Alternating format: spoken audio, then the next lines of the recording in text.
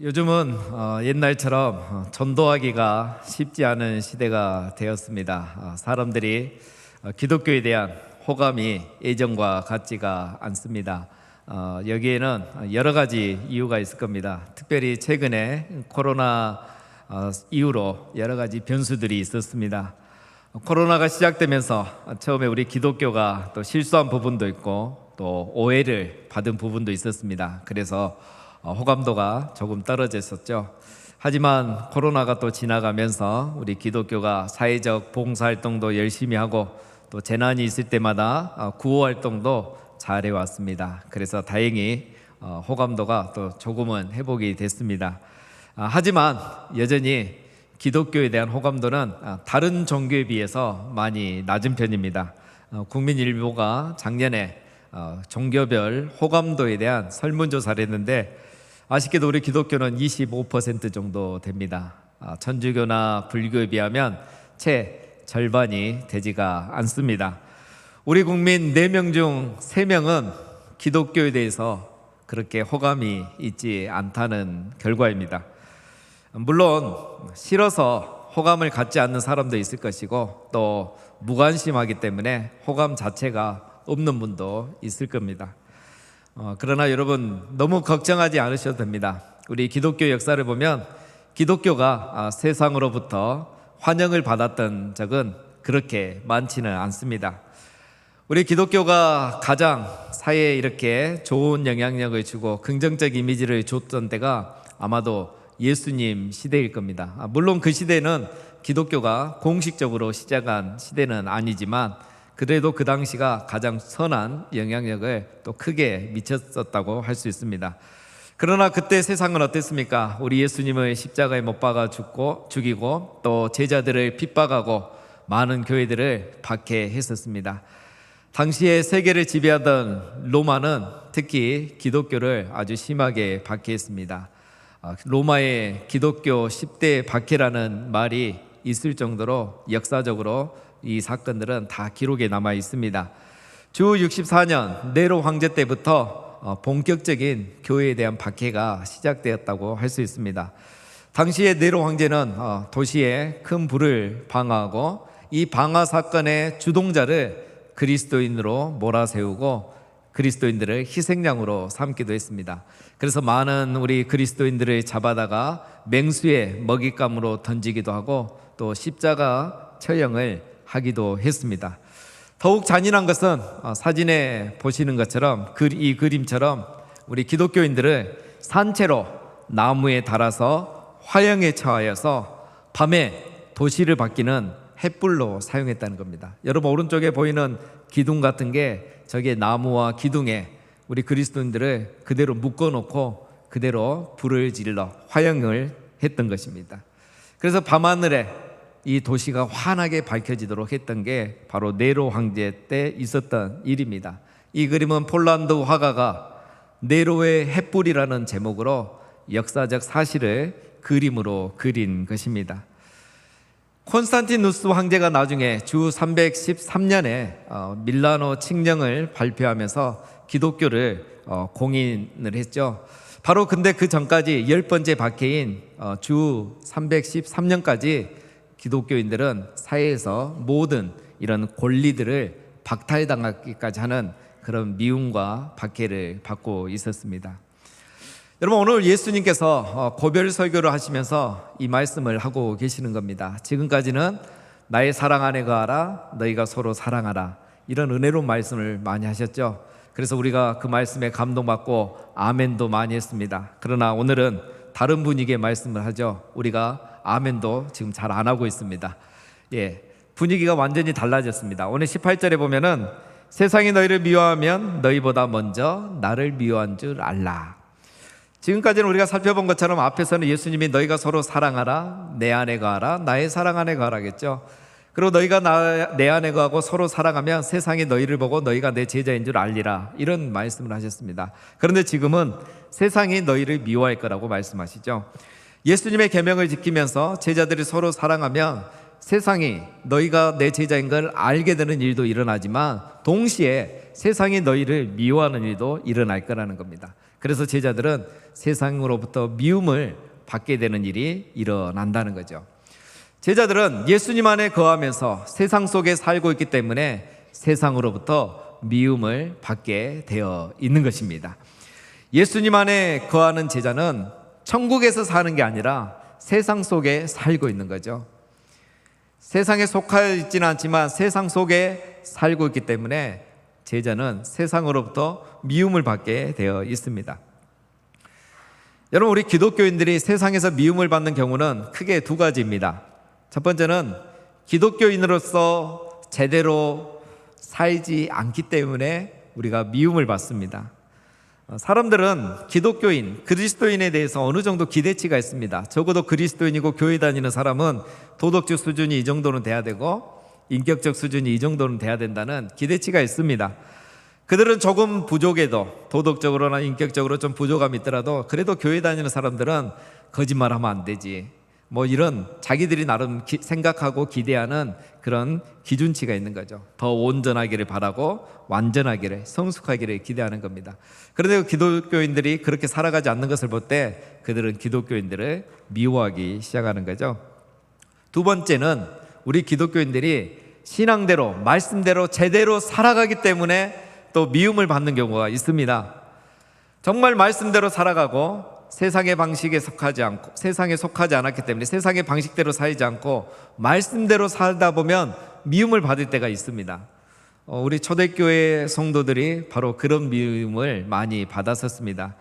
그들은 누구보다도 예수님을 따르는 삶을 살았었죠. 가난한 자들을 돕고 또 사회적 약자들을 도우면서 사회적 책임을 다하면서 아주 좋은 영향력을 미치면서 살았습니다.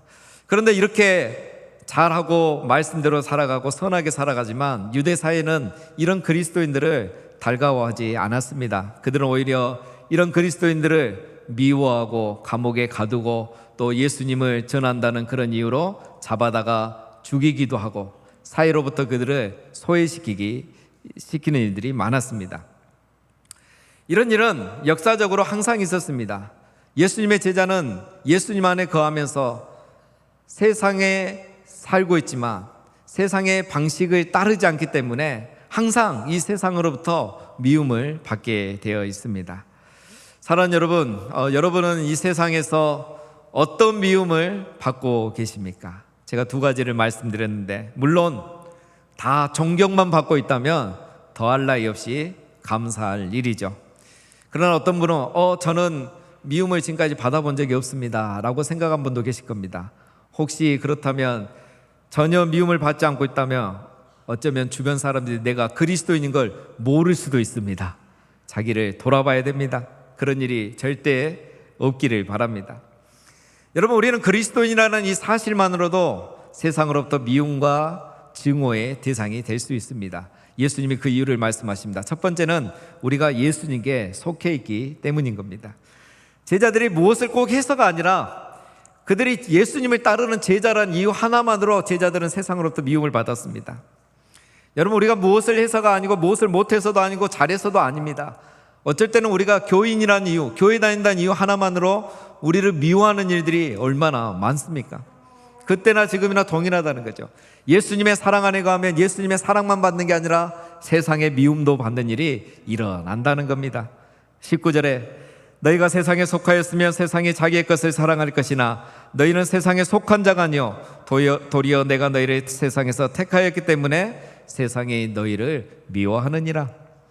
세상의 제자들을 미워하는 것은 제자들이 세상에 속한 자가 아니고 세상과 같은 편이 아니고 세상의 방식대로 살아가지 않고 예수님께 속해서 예수님처럼 살아가기 때문에 미움을 받는다는 겁니다.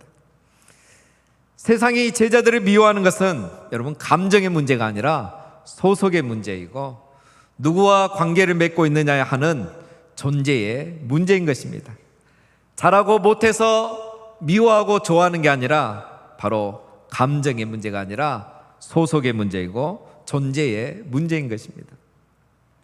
여러분, 따라서 우리가 예수님 안에 거하는 사람은 세상에 속하지 않았고 예수님에게 속해 있기 때문에 우리는 이미 예수님의 제자이기 때문에 세상에서 미움을 받게 되어 있다는 것입니다. 제자들은 예수님 안에 거하는 즉 예수님에게 속한 자들이고 세상 속에 살지만 세상의 방식대로 살지 않기 때문에 예수님처럼 살기 때문에 미움을 받게 되어 있다는 것입니다. 여러분, 고대로부터 적대국과 우방국의 차이는 그 나라의 사신을 어떻게 대하느냐를 보면 알 수가 있습니다. 우방국의 사신이 오면은 마치 그 사신을 그 나라의 왕을 대하듯이 극진하게 대접해서 돌려보내주죠. 그러나 적대국의 사신이 오면 그 사신을 모욕하고 때로는 죽여서 시신만 돌려보내는 경우도 있습니다. 여러분, 우리가 이 세상에 미움을 받는 것은 바로 우리가 그리스도의 사신이기 때문인 것입니다. 사도 바울이 고백했죠. 그러므로 우리가 그리스도를 대신하여 사신이 되었으니. 사도 바울이 가는 곳마다 복음을 전하고 좋은 일을 많이 했음에도 가는 곳마다 미움을 받았던 이유는 사도 바울 역시 그리스도의 사신이었기 때문인 겁니다. 사랑하는 성도 여러분, 우리가 이 세상으로부터 미움을 받는다는 것은 우리가 예수님 안에 거하는 제자이고 예수님에게 속한 제자라는 것을 보여주고 있는 것입니다. 그래서 우리들이 고난당하는 것, 때로는 미움과 핍박을 받는 것은 어쩌다가 일어나는 일이 아니고 항상 일어날 수밖에 없는 일인 것입니다.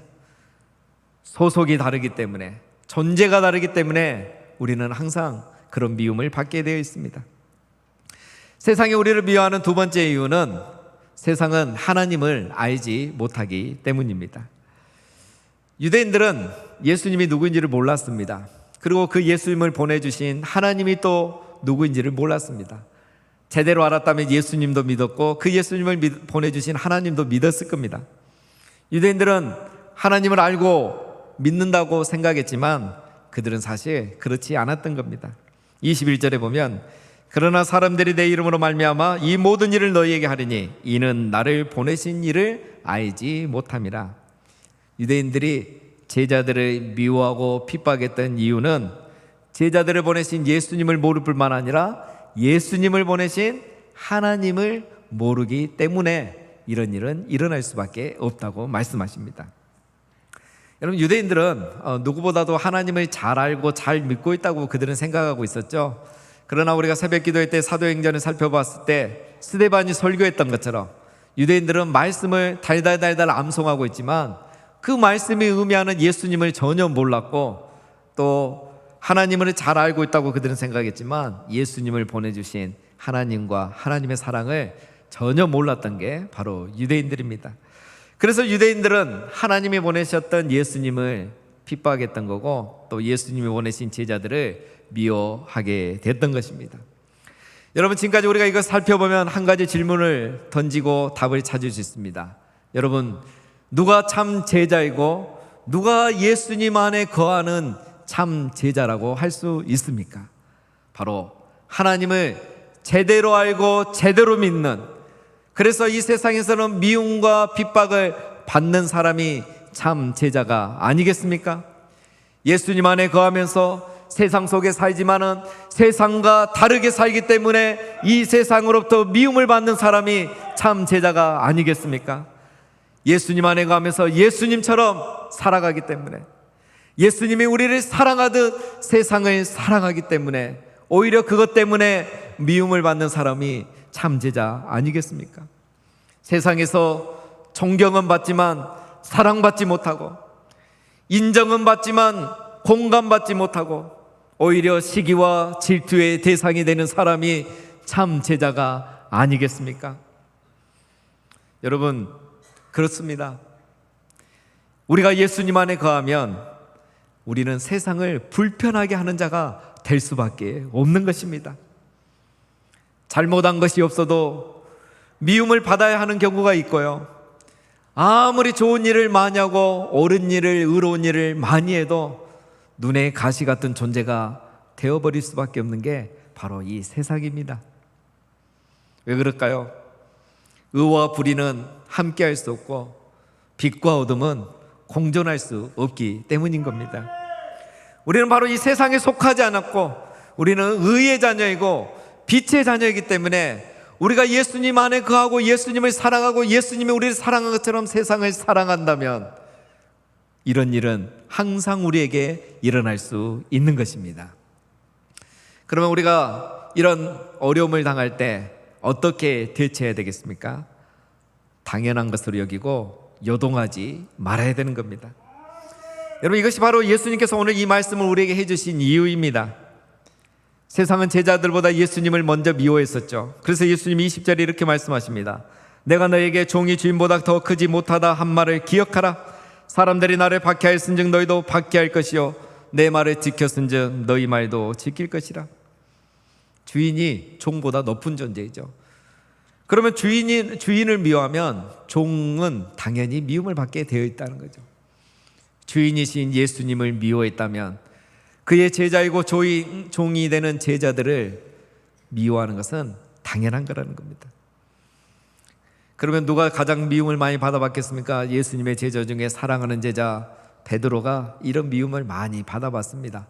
그래서 베드로가 나중에 이렇게 말하죠. 사랑하는 자들아, 너희를 연단하려고 오는 불시험을 이상한 일 당하는 것 같이 이상히 여기지 말고 오직 너희가 그리스도의 고난에 참여하는 것으로 즐거워하라.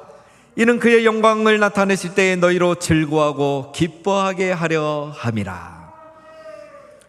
여러분, 베드로는 누구보다도 고난과 미움을 많이 받았습니다. 그는 교회 시대가 시작되자마자 그는 감옥에 2번이나 갇히고 죽을 위기에 처한 적도 있었습니다. 그래서 베드로는 이것을 경험하고 말하죠. 너희가 불시험을 당하거든, 즉 세상으로부터 미움과 박해를 받거든 이상한 일 당한 것처럼 생각하지 말고 이상히 여기지 말고 당연한 것으로 여기라는 겁니다. 왜냐하면 우리가 불시험을 받고 미움과 핍박을 받는 것은 너희가 바로 세상에 속하지 않고 그리스도에게 속했다는 증거가 되기 때문이라는 것입니다. 또한 이것은 예수 그리스도께서 다시 오실 때 우리가 영광 중에 즐거워하고 기뻐할 수 있는 일이기 때문에 이상히 여기지 말고 기뻐하라는 것입니다. 사랑하는 성도 여러분, 우리가 예수님 안에 거하고 예수님처럼 이 세상에서 살아간다면 미움과 박해를 받을 일도 있고 또 시기와 질투의 대상이 될 수도 있고 존경은 받는데 사랑은 받지 못하고 인정은 받으면서도 공감받지 못하고 때로는 시기와 질투의 대상이 되고 음모의 대상이 되어버리는 그런 경우들이 있겠지만 오늘 예수님과 베드로는 우리에게 말합니다. 이런 일 당할 때에 이상한 일로 여기지 말고 오히려 우리가 예수님께 속한 자임을 기억하고 기뻐하고 즐거워하고 감사하라는 것입니다. 사랑하는 성도 여러분, 이런 일을 당할 때마다 우리가 그리스도 안에 있고 그리스도의 제자임을 다시 한번 기억하면서 이상한 일로 여기지 마시고 억울하게 생각하지 마시고 오히려 기뻐하고 즐거워하시는 우리 모두가 되시기를 주님의 이름으로 축원드립니다. 예수님 안에 거하며 세상 속에 사는 제자는 세상으로부터 미움을 받지만 우리는 여전히 이 세상에 복음을 증언해야 하는 것입니다. 여러분, 세상이 아무리 예수님을 미워하고 우리를 미워해도 막을 수 없는 일이 있습니다. 그것은 바로 복음이 증언되는 것입니다. 오늘 26절에 보면 내가 아버지께로부터 너에게 보낼 보혜사 곧 아버지께로부터 나오시는 진리의 성령이 오실 때에 그가 나를 증언하실 것이요 너희도 처음부터 나와 함께 있었으므로 증언하느니라. 예수님이 떠나시고 성령이 이곳에 오신다는 거죠. 세상이 아무리 예수님을 미워하고 제자들을 미워하고 그리고 핍박하고 죽이더라도 진리의 성령이 오셔서 그 사역을 계속 이어가신다는 겁니다. 이 말씀에 보면 성령이 하시는 일이 2가지입니다. 첫 번째는 예수님을 직접 증언하신다는 거죠. 그가 나를 증언하실 것이요. 쉽게 생각하면 우리가 전도할 때나 설교를 드릴 때 생각하시면 됩니다. 나는 똑같은 복음을 전하는데 전도를 하면서 늘 전하는 복음을 전하는데 어떤 날은 성령께서 이 사람의 마음을 감동하셔서 마음문이 열어주시고 복음이 들려지게 하는 거예요. 그래서 이분이 그날 예수님을 믿겠다고 하고 다음 주부터 교회 나가겠다고 하는 거죠. 왜 그렇습니까? 성령이 그분에게 예수님을 증언하고 있기 때문인 거예요. 또 똑같은 설교를 듣는데 어떤 날은 이 말씀이 나에게 감동이 되고 내가 예수님 안에 가고 예수님을 더 사랑해야 되겠구나. 내가 예배를 통해서 은혜만 받으려고 하는 게 아니라 예배를 통해서 예수님을 더 사랑해야 되고 그 사랑을 표현해야 되겠다는 감동이 밀려온 것은 성령이 예수님을 증언하고 있기 때문인 것입니다. 이처럼 세상이 아무리 예수님을 미워하고 제자들을 미워하고 핍박하고 죽여도 성령은 여전히 하나님과 예수님과 복음을 증언하고 계시는 겁니다. 두 번째는 제자들이 복음을 증언하도록 도와주신다는 겁니다. 제자들이 이제 예수님이 죽으시고 나면 제자들 역시 잡혀갈 겁니다. 감옥에도 가고요, 재판을 받고 신문을 받고 때로는 복음을 전할 건데, 재판을 받을 때나 신문을 받을 때나 복음을 전할 때나 예수님이 제자들을 통해서 복음을 증언하시겠다는 겁니다. 사랑하는 여러분, 그렇습니다. 세상이 아무리 우리를 미워하고 우리를 핍박하고 우리가 미움을 받는다 할지라도 우리가 여전히 복음을 전할 때에 성령은 여전히 우리와 함께 계시고 우리를 통해서 예수 그리스도를 전하시는 역사가 계속되고 있다는 것입니다. 그러니 여러분, 미움을 받는다고 기죽지 마시고, 시기를 받는다고 포기하지 마시고, 존경받으면서 사랑받지 못하고 인정받으면서도 공감받지 못한다고 기죽지 마시고, 분노하지 마시고, 섭섭해하지 마시고, 성령께서 인도하시는 대로, 감동을 주시는 대로 하나님의 말씀을 끝까지 증언하시기를 바랍니다.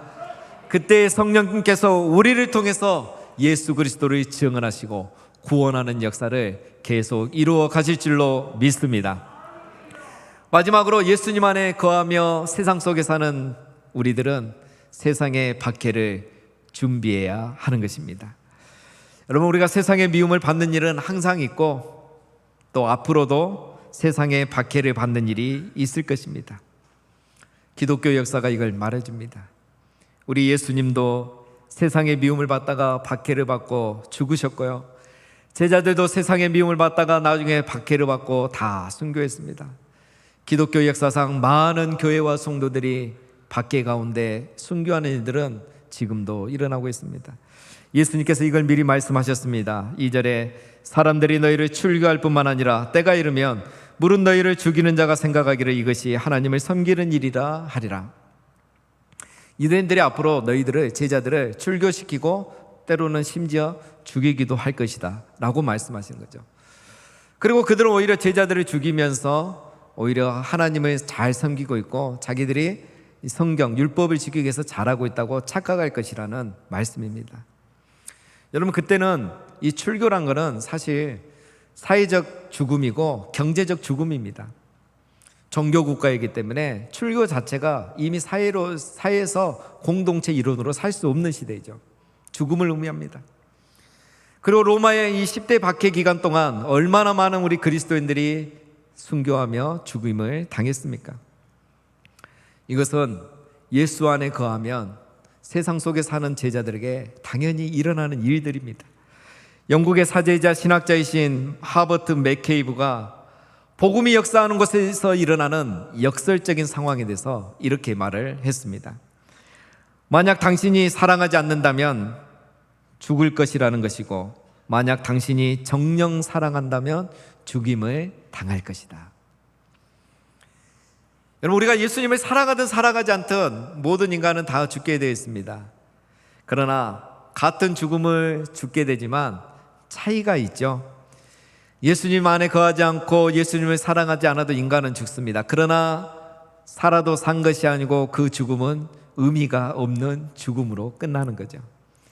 그러나 예수님 안에 거하면, 정녕 예수님을 사랑하면 그는 세상으로부터 미움과 핍박을 받다가 죽게 된다는 것입니다. 그러나 이것은 영광스러운 죽음이고 영생에 이르는 죽음이라는 것입니다. 예수님 안에 거하는 성도는 세상 속에 살고 있기 때문에 미움뿐만 아니라 박해도 받고 정녕 예수님을 사랑하는 것 때문에 죽임을 당하는 일도 있다는 것입니다. 여러분, 세계에서 개신교 인구가 가장 많은 나라는 나이지리아입니다. 동시에 개신교인이 가장 많이 살해당하고 있는 나라 역시 나이지리아입니다. 작년 한 해 동안 나이지리아에서는 1년 동안에 4,650명이 예수님 믿는다는 이유 하나만으로, 그리스도인이란 이유 하나만으로 살해를 당했습니다. 전 세계 개신교 희생자의 80%가 바로 이 나이지리아에서 죽은 것입니다. 예수님 시대에 로마 시대에 있었던 일이 지금 지구촌에서 일어나고 있습니다. 이런 일은 예수님 시대에 있었고 로마 시대에 있었고 21세기에도 지금 일어나고 있고 앞으로도 일어날 일인 것입니다. 예수님이 제자들에게 이걸 말씀하셨던 거죠. 요한복음 16장에서. 그리고 사도 요한을 통해서도 말씀해 주셨습니다. 요한계시록 12장은 성경 전체를 한 장으로 요약하고 인류의 역사를 한 장으로 요약한 장이 요한계시록 12장입니다.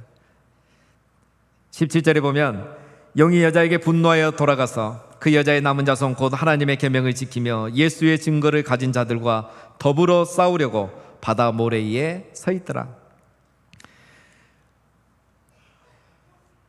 여기서 말하는 영은 마귀 사탄을 말합니다. 그리고 여자는 구약 교회와 성도들을 말합니다. 그리고 오늘 본문에 이 구절에는 나오지 않는데 12장에 보면 중요한 인물이 하나 있죠. 여자가 낳은 아이가 있어요. 이 아이는 바로 세상에 오실 구원자 예수님을 말해요. 그리고 여자의 남은 자손은 신약교회와 우리 성도들을 말하고 바다 모래이라는 것은 이 세상을 말하는 겁니다. 내용은 이렇습니다. 이 용이 여자가 아이를 낳지 못하도록 낳기 전에 여자를 죽이려고 합니다. 그런데 용이 그걸 실패하는 거죠. 즉 사단은 여자가 해산하지 못하도록 여자를 죽이려고 했지만 실패한 겁니다. 예수님이 이 세상에 태어나지 못하도록 사단은 지금까지 구약의 교회와 성도들을 미워하고 핍박했던 거죠. 그런데 예수님이 이 세상에 태어나시고 메시아로 오신 겁니다.